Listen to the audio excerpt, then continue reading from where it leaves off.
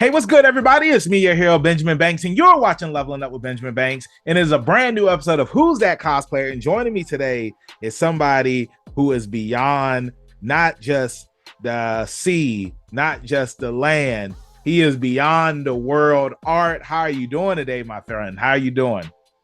Great and powerfully. And I hope everybody else is doing great and powerfully too. I love it. I love that you said that you're doing great and powerful, and you know your boy is feeling powerful right now, and I'm excited to get into this interview. So everybody that's watching, make sure that you like this video, you subscribe to the channel, and you hit that bell button so that way you're always notified when we have new content here on Leveling Up with Benjamin Banks. And as D always says, podcast link down below in the description. Like, follow, subscribe. So let's go ahead and get into this interview. So Beyond, the first question that I ask each and every guest up here is, what is your origin story? Every hero or villain has one. So tell everybody who you are. I was a kid who didn't know he was creative at all. And then I picked up a pencil and I started creating and creating and creating. And I started collecting skills like Pokemon cards, Yu-Gi-Oh cards, Magic the Gathering. I don't even care what type of TCG game you're trying to play out there. I'm someone who acts as a sponge. I became someone who absorbed knowledge, experiences, and power. I like that. I like that. So, you know, you said that you're like a sponge, you absorb things. You know, how did you get into cosplay? You know, because doing my research and everything, I see that you do so much stuff. You know, you make your own cosplays. You know, you love to draw and stuff like that. What was it that led to you wanting to start your cosplay journey? All right.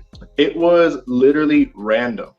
So what happened is that I saw a con was coming into town, and me and a friend, we were like, oh, we should totally go to that. I'm like, what's a Comic-Con? And then I was like, oh, that's a Comic-Con. And so then I said, but I'm not going to something like that without going all out. That's not how Beyond the World works. That was before I was Beyond the World. But so I made this Berserk armor set out of very thin pieces of foam. And then I made the Dragon Slayer as well, which is now my Samehada. So I carried this whole armor set on me, and I had like 2 people handling me, and they were not happy, but I was. But people liked it. It was my first attempt at cosplaying. This was, I want to say, almost 10 years ago, if not 10 years ago. After that, I made so many positive interactions and friends and mutuals, any type of person you can think of, just for that one day.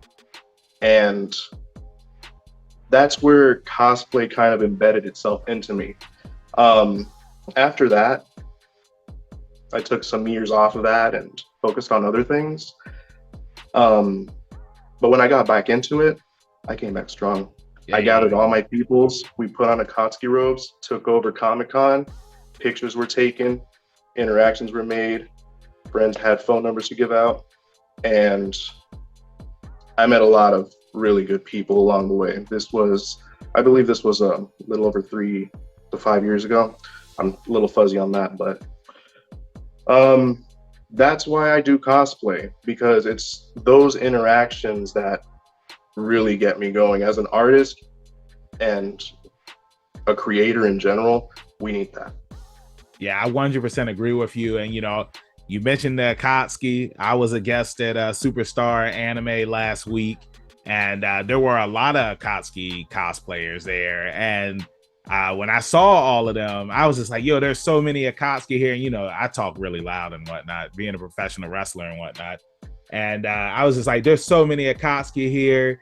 And right now, we are the AWO, the Akatsuki World Order. Because when you're a part of the Akatsuki, you're a part of the Akatsuki for life. Now, I don't know if the viewers that are watching this right now are wrestling fans, but check out the NWO to get the reference. So one cool thing that I want to say about when I first met you at MegaCon, I was cosplaying as Jotaro Kujo, one of my favorite cosplays, and you were cosplaying as Enrico Pucci, and The guy.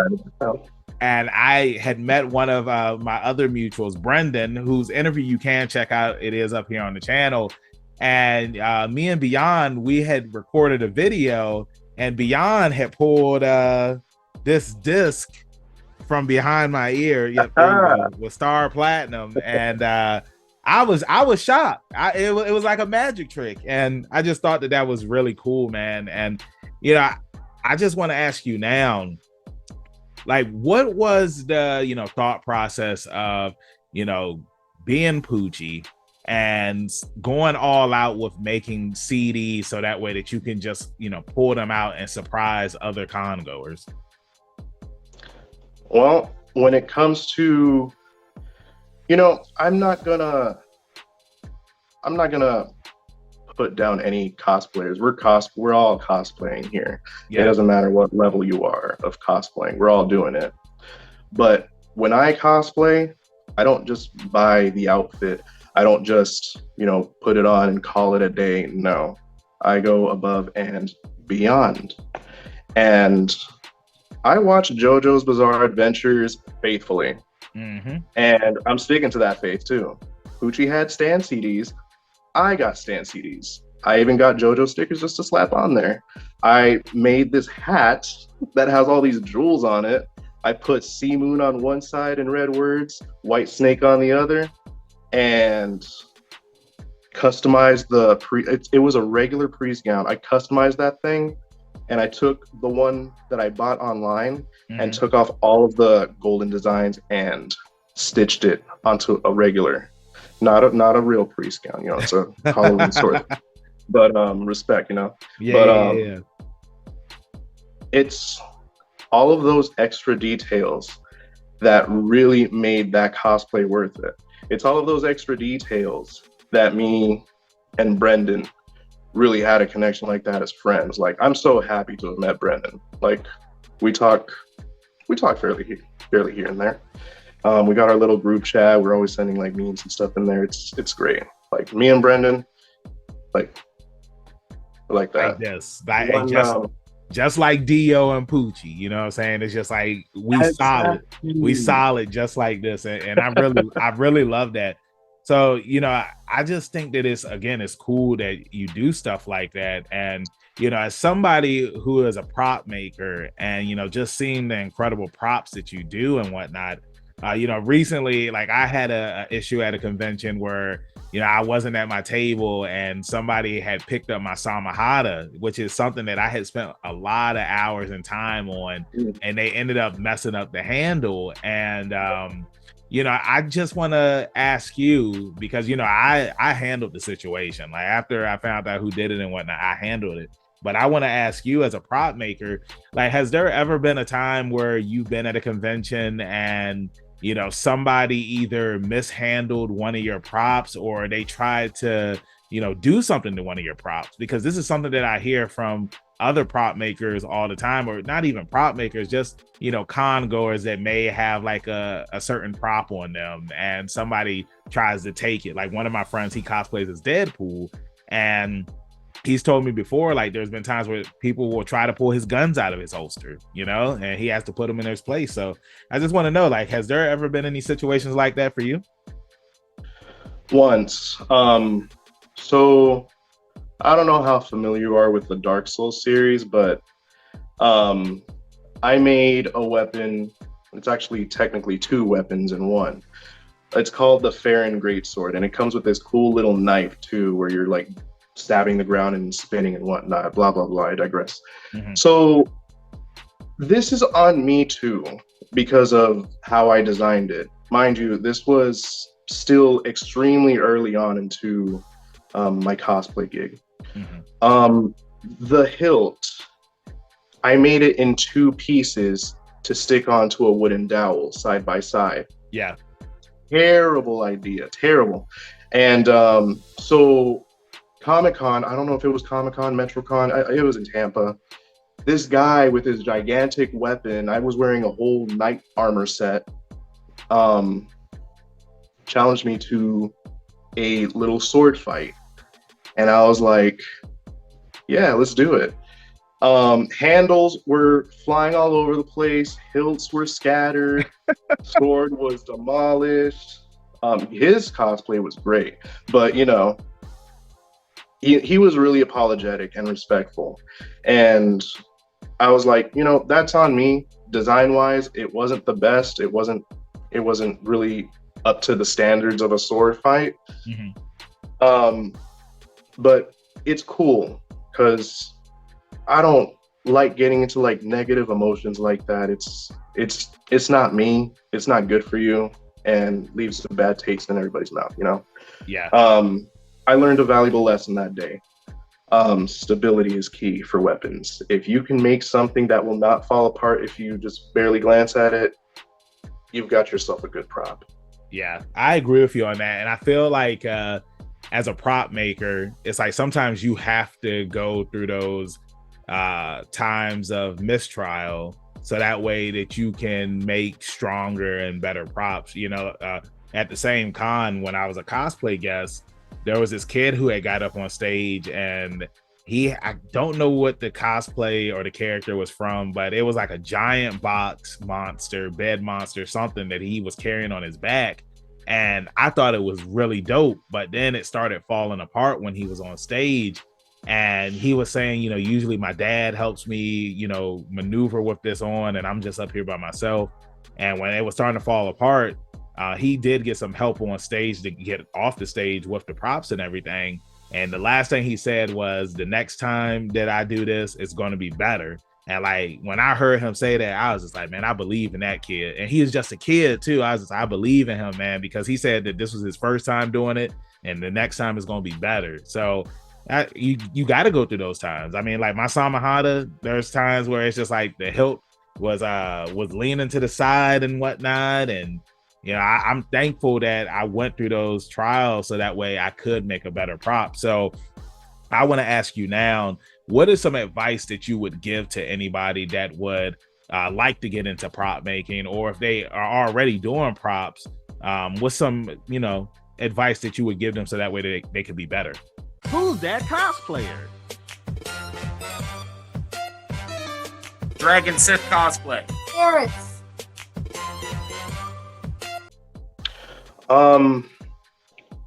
If you can't swing your prop out in an open field with nobody in it without that thing breaking, don't go challenging people.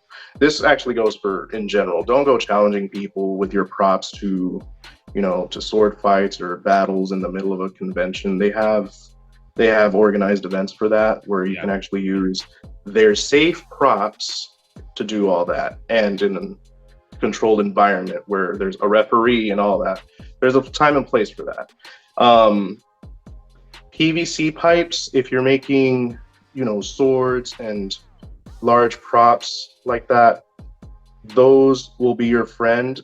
Don't mess with them inside your house, please. That's outside work. Most of the prop making is done outside. You want to make sure you're not breathing in any crazy fumes or anything like that. You know, that it'd be a shame if I got my tombstone saying that this giant Samehada that's not the real Samehada did me in.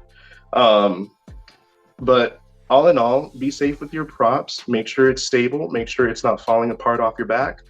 Plenty of tutorials online.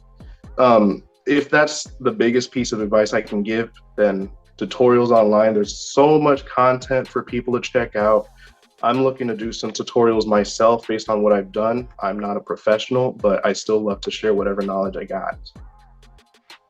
I mean, that's solid advice, man, especially if you can't use it in an open field or swing it around and whatnot.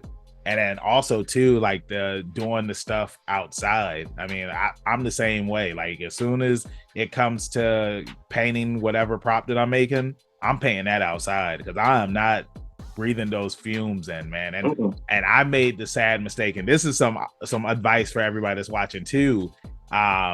it's hot this summer. Don't leave your props in your car, because it's like my car smells like paint now. And I'm just like, geez Louise, why did I leave this in here? Because I mean, my Samahata is so big, and it's the, you saw the photos, it's the unwrapped one. So it's just like, half of it was in my trunk, the other half was in my car. And I got off of work and I was just like, dang, man, it smells like straight fumes in here. So please don't leave your props in your car. But now moving along, I want to piggyback and go back to what you had mentioned about JoJo's Bizarre Adventure and how, you love it so much. I got to ask you, man, which part is your favorite part?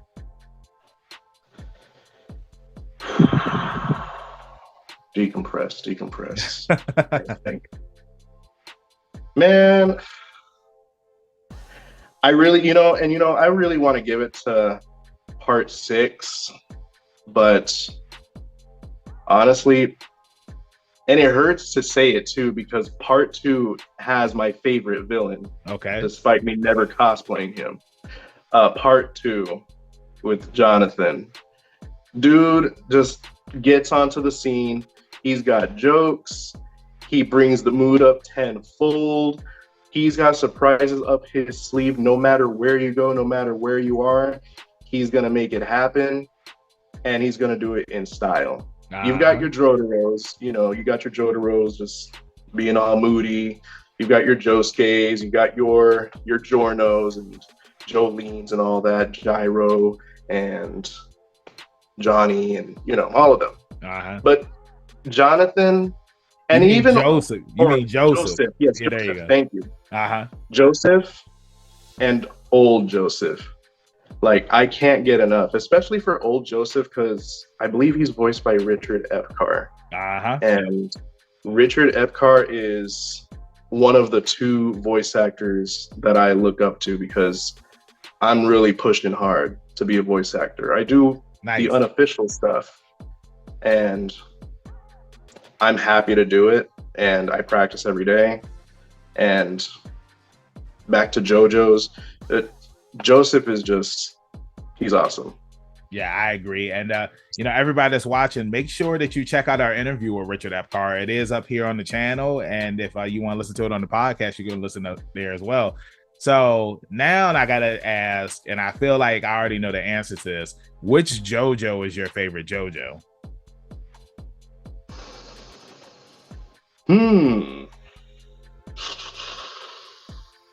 Sorry, but I got to give it to Joseph again, man. Okay. And I already knew the answer. See, like, that was a JoJo reference. I just didn't say your next answer is going to be Joseph Joestar. That's the only thing. Okay. All right. So now, and I feel like I already know the answer to this, but I'm going to ask you which JoJo villain is your favorite villain. And next, you're going to say it's Cars. Nope. Kira. See, that's a good choice. Kira is a really good choice. Now, why is Kira your favorite villain? It's just the way that Diamond is Unbreakable gives him to us. We don't get him right off the bat. They sneak him in there, and I thought I was just watching a regular businessman doing his thing, living day by day, and no, this guy is acting calm and collected,